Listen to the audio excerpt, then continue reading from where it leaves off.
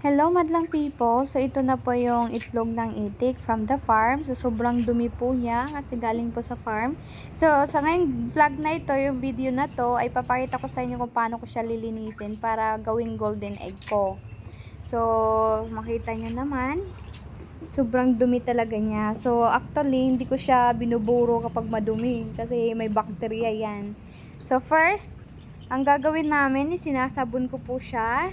Yung sabon po is user-friendly siya na pwede pang para sa food.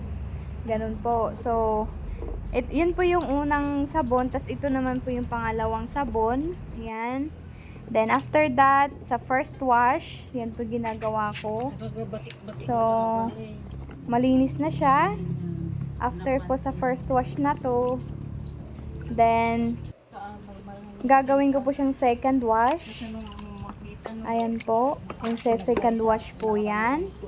Then, itong isa po is third wash yan.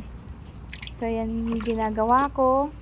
Talagang nililinis ko po ng maigi. Kasi kapag nando pa yung tae ng itik, o kung ano pang mga bakterya, yun yung nakaka-poison sa atin. Yung nagbibigay ng sakit sa atin. So, dapat, bago siya iburo, linisin muna para yung spond ng egg niya or ng pagkaluto niya ay malinis at matagal masira.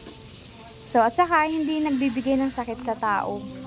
So, ito po, after ko pong third wash or fourth wash, ganon. So, pinapahid ko po sa towel. Pwede big towels na din pang drain niya. Tapos, yung gumagamit ako ng mga face towel.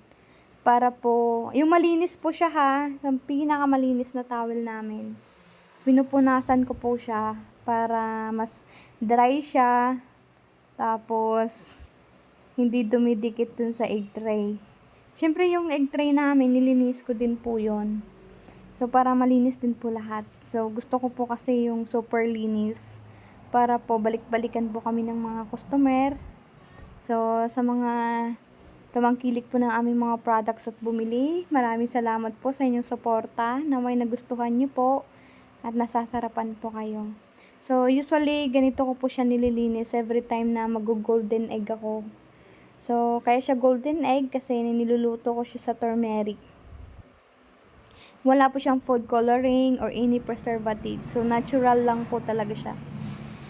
Tapos, ayan po.